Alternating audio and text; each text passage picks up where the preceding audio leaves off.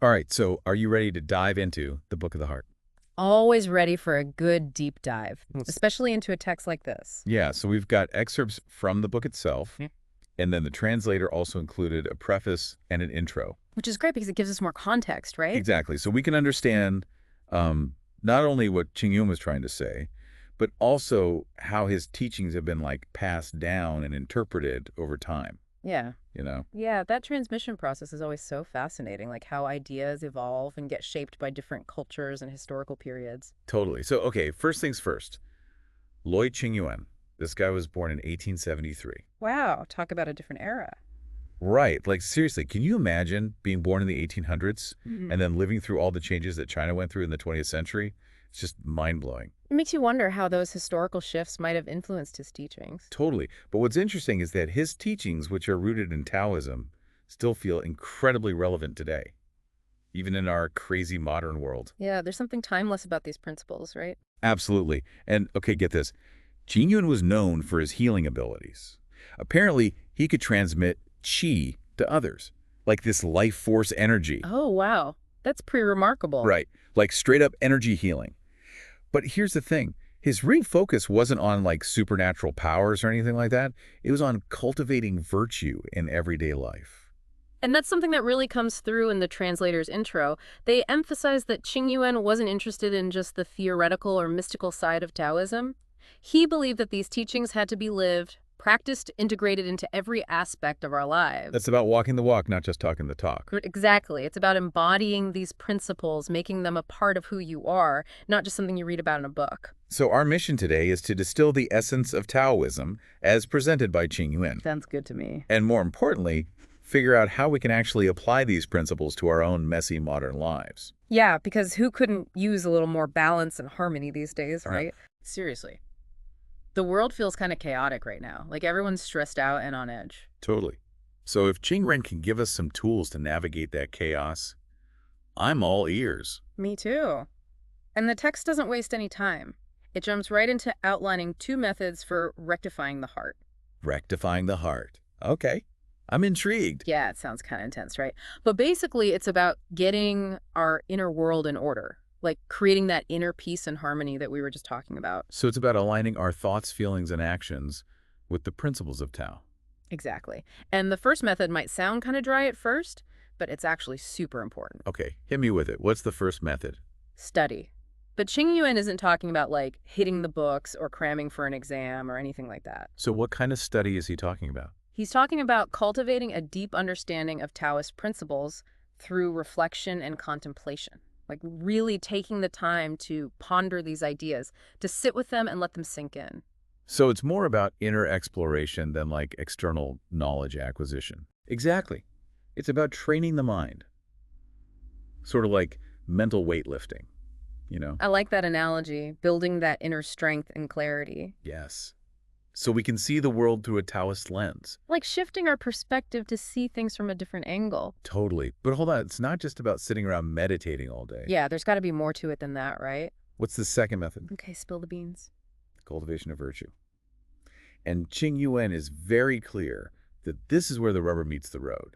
Like this is where those lofty Taoist principles actually get put into practice in our daily lives. So it's about embodying those principles in our actions and interactions with the world. Exactly.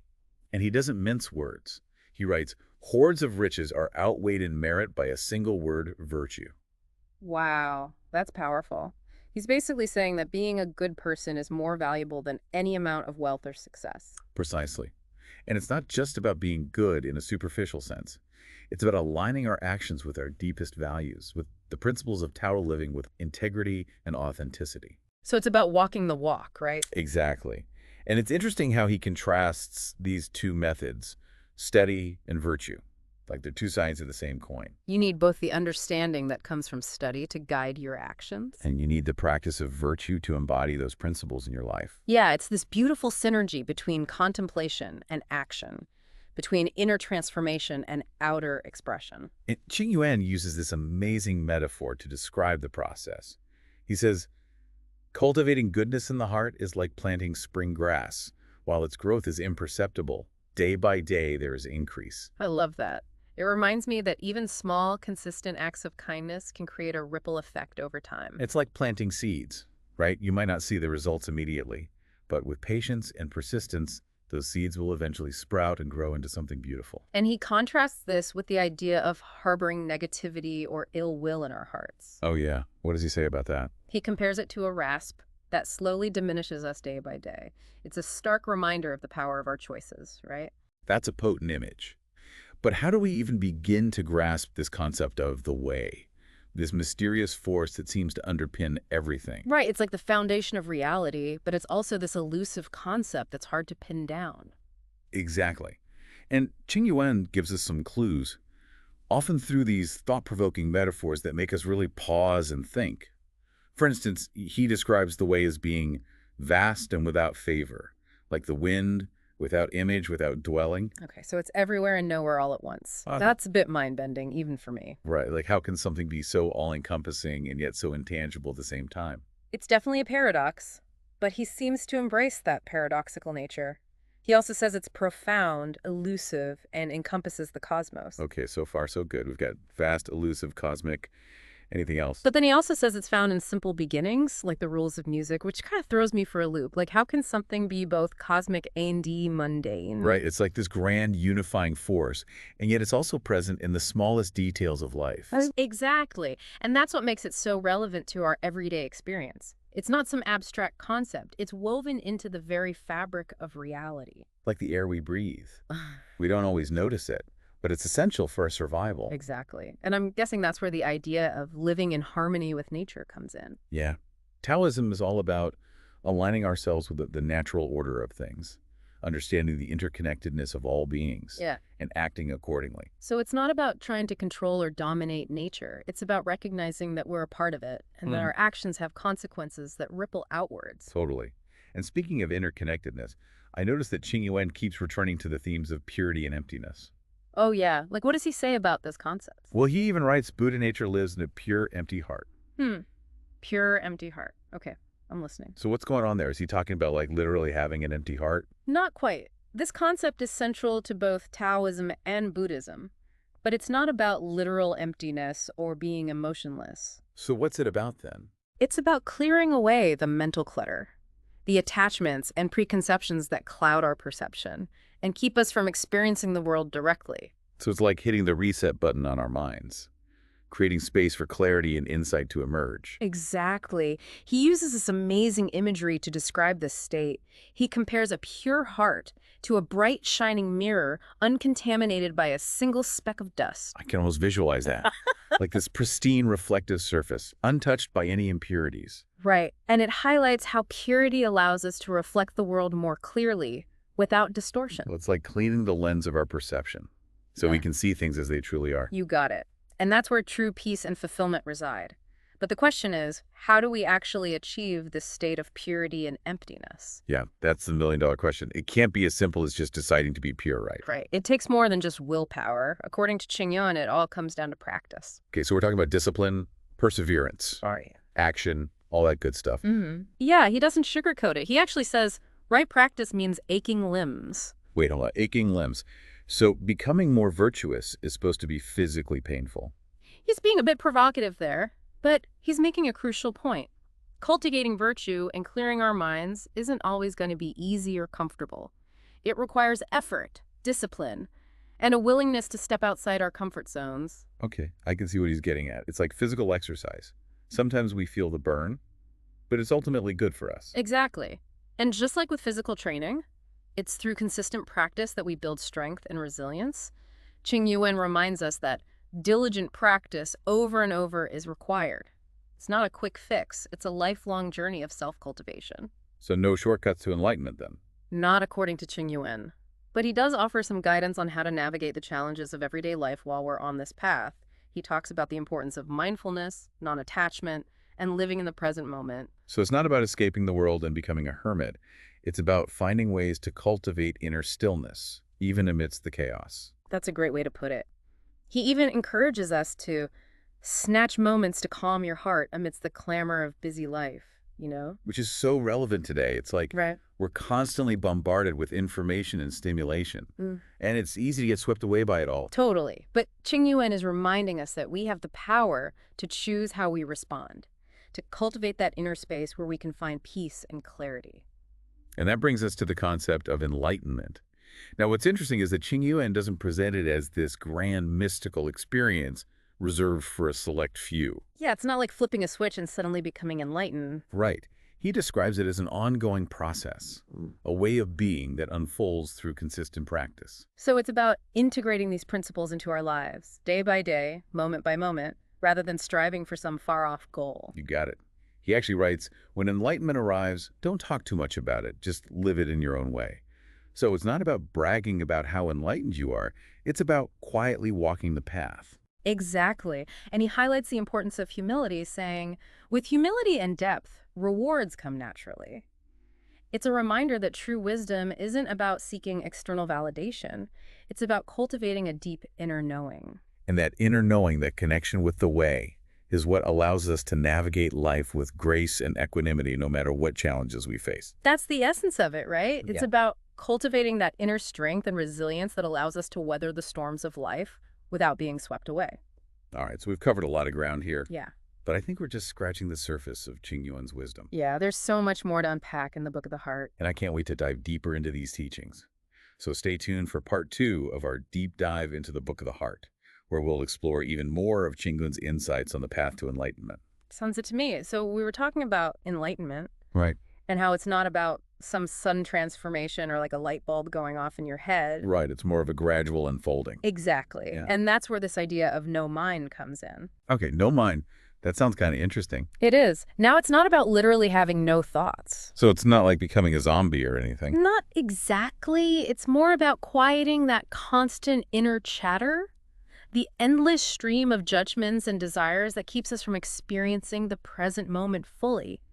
You know? So it's about creating space in our minds, like hitting the pause button on all that mental noise so that true clarity and insight can emerge. Exactly. And get this, Ching-Yuen describes this state of no mind as the deepest secret of the way. He even compares it to gaining nothing from something or something from nothing, which I have to admit is a pretty mind-bending concept. Okay, yeah, I'm going to need some help with that one. It sounds like he's saying that true wisdom comes not from accumulating knowledge or possessions, Yep. but from letting go of our attachments to them. You're exactly right. It's about recognizing that lasting fulfillment doesn't come from external things. So it's not about what we have. No, it comes from within, from aligning ourselves with the natural flow of life rather than trying to control every little thing. It's about surrendering to the way, right? Exactly. And you know what I find really interesting is how Ching-Yuen weaves his background as a martial artist into his teachings. Oh, yeah. Like how so? Well, he talks about the power of the sword not being an aggression, but in its unsheathed beauty, in its potential. That's an interesting metaphor. Yeah. So what's he getting at there? I think he's drawing a parallel between the discipline and focus required in martial arts Okay. and the inner work required to cultivate virtue and achieve enlightenment. Both involve harnessing our energy and directing it with intention rather than wasting it on things that ultimately don't matter. So it's like channeling our inner warrior, not to conquer others, Right. but to conquer our own inner demons, those negative thoughts and habits that hold us back. Exactly. It's about mastering ourselves so that we can live in harmony with the world around us. I like that. It's like the ancient Greeks said, know thyself. Right. Yeah, there's definitely a connection there. And Ching-Yuen uses this really striking image to describe what it feels like to connect with that inner power. He talks about qi entering the heart and resonating like crystal and joining us with the sublime. Whoa, that's trippy. But I kind of get it. It's like this sense of pure energy vibrating within, connecting us to something greater than ourselves. Exactly. And he's careful to emphasize that this power isn't about dominating or controlling others. So that would be going against the way, right? Totally. He reminds us that dealing with others, be mindful as the compassionate sea. So it's about strength combined with kindness and understanding. Like the ocean, powerful and vast, but also capable of incredible gentleness. You got it. It's about recognizing our interconnectedness and acting in ways that benefit not just ourselves, but all beings. Okay, so this is all starting to make sense. But let's be honest. It's easy to get swept up in the daily grind and forget about cultivating virtue or quieting the mind. How do we stay connected to these principles when life gets chaotic? Right. That's the challenge, isn't it? Yeah. Well, Ching-Yuen actually offers some very practical advice for navigating the chaos. He talks about the importance of keeping a cool mind. Okay, staying calm under pressure. Exactly. And not getting lost in the big picture. It's easy to become overwhelmed by trying to solve every problem or fix everything at once, you know? Like that saying, you can't eat an elephant in one bite. Yes, exactly. And Ching-Yuen uses this amazing metaphor. He says, practicing the way of Tao is like meditating on the Milky Way, easy to get lost. Instead, hold the universe in your hands. Whoa, okay, I love that. It's like instead of trying to grasp the immensity of the cosmos, Right. focus on cultivating your own inner universe, your own sense of peace and clarity. And from there, your actions will naturally ripple outwards. Beautifully put. And he also really stresses the importance of patience and discipline. He writes, cultivating the sublime requires patience, discipline upon the road. This is how the work gets done. So it's not a quick fix. It's a lifelong journey of self-cultivation. Like a marathon, not a sprint. Right. And sometimes we might hit those metaphorical walls, those moments where we feel like giving up, you know? When the going gets tough. Exactly. But even in those moments, Ching-Yuen reminds us that life is a dream. The years pass by like flowing waters. That's both beautiful and terrifying. It's a reminder that life is precious and fleeting, and we should make the most of each moment, savor the beauty around us, and cultivate a heart that's clear as ice, as he puts it. Yes, it's a powerful call to awareness and action.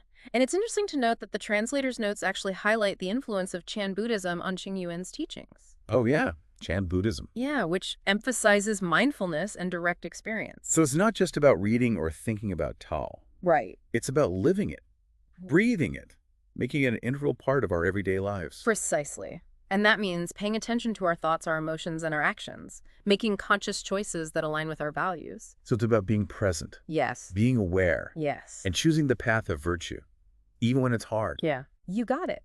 And accepting that life isn't always going to be sunshine and rainbows. You know, Ching-Yuen acknowledges the challenges we face, the plots and disillusionments that are bound to arise. Because let's be real, life throws curveballs. We all experience setbacks, disappointments, and heartaches. But Ching-Yuen reminds us that even in the face of adversity, Tao will never be lost.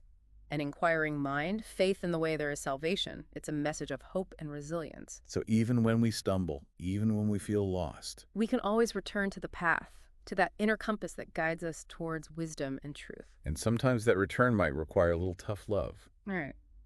Ching-Yuen doesn't sugarcoat things. He tells us, students of Tao must appreciate one thing. Every day, mindful practice. When the mind is disciplined, then the way can work for us.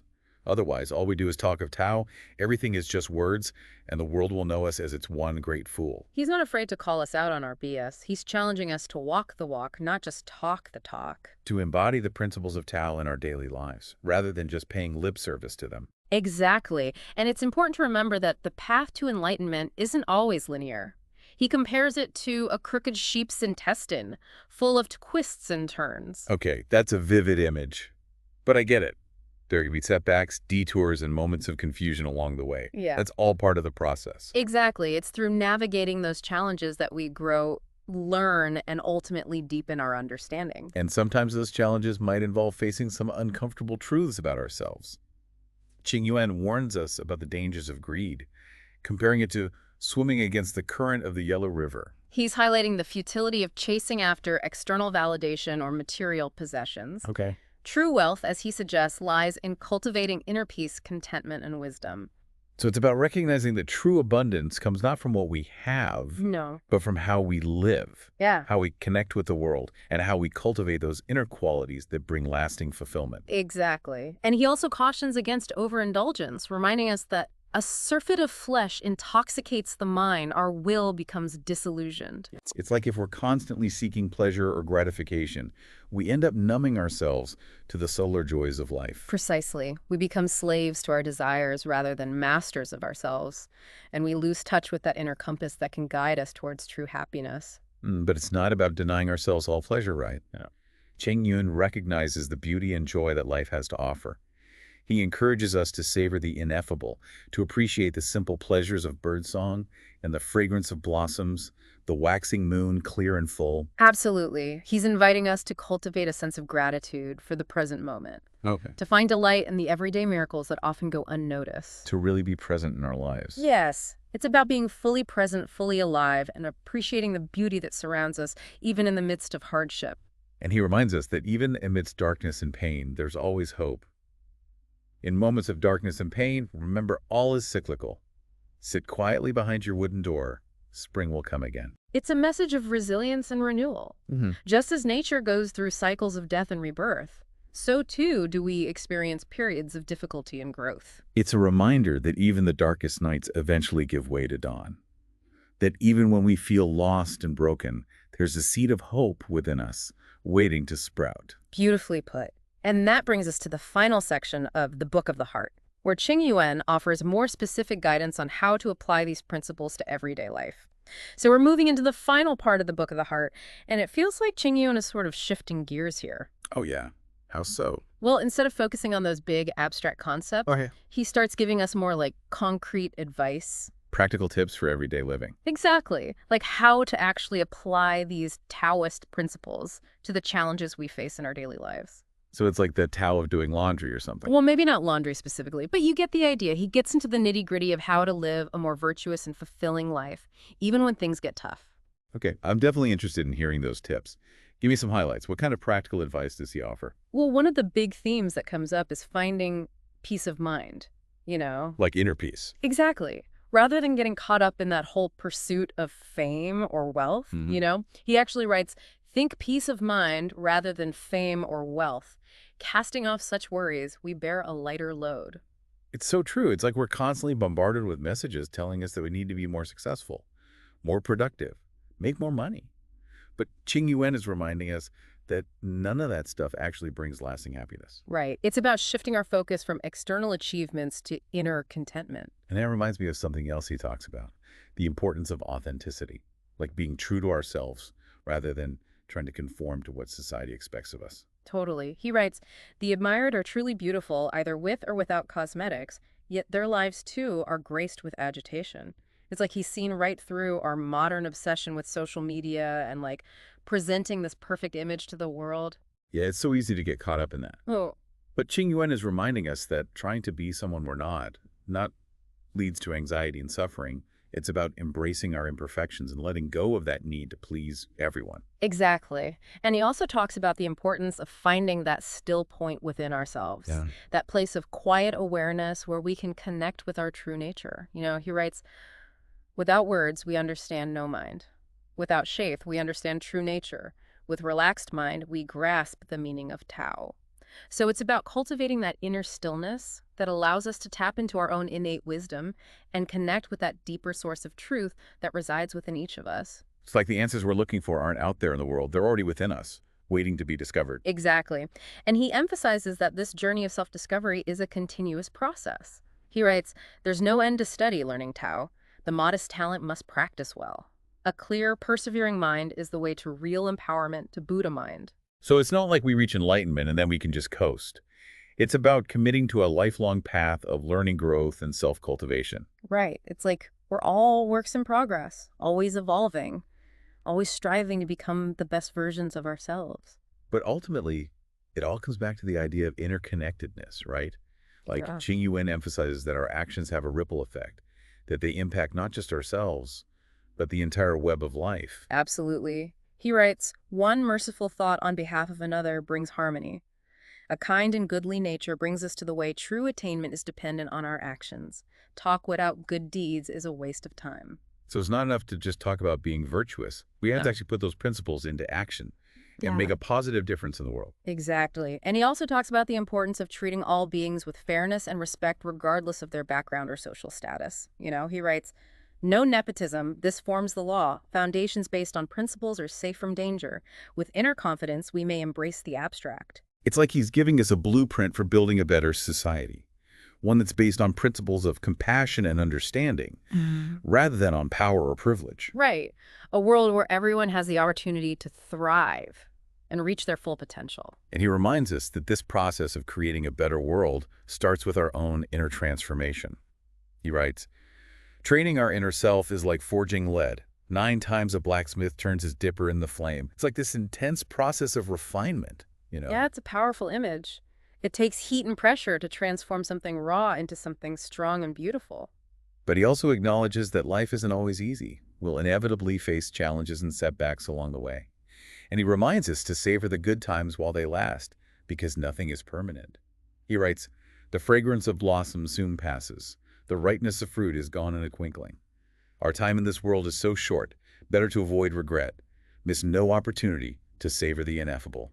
It's a call to appreciate the present moment, to find joy in the simple things, and to live with a sense of gratitude. And to remember that even in the midst of darkness, there's always hope. He writes, "In moments of darkness and pain, remember all is cyclical. Sit quietly behind your wooden door. Spring will come again." It's like this reminder that even the toughest times eventually pass, and new beginnings are always possible. Exactly. And he ends the book with this beautiful image of someone who's found true contentment through aligning themselves with the way he writes. Among distant green mountains and clear, frothing streams, an old hermit, door ajar, gazes outward, contented as can be. He practices Tao to understand the truth, a poor, joyous man becoming Buddha. It's like this reminder that true happiness doesn't depend on external circumstances. It's about finding that inner peace and harmony, that connection to something greater than ourselves. And it's a beautiful way to wrap up our deep dive into the Book of the Heart. So as we conclude our exploration of Ching-Yuen's wisdom, we're left with this thought-provoking question. An unspectacular life may be a garden rich in delight. What does this mean to you? How can we cultivate a life of quiet joy and fulfillment, even without those outward signs of success? Something to ponder. As we carry these teachings with us into the world,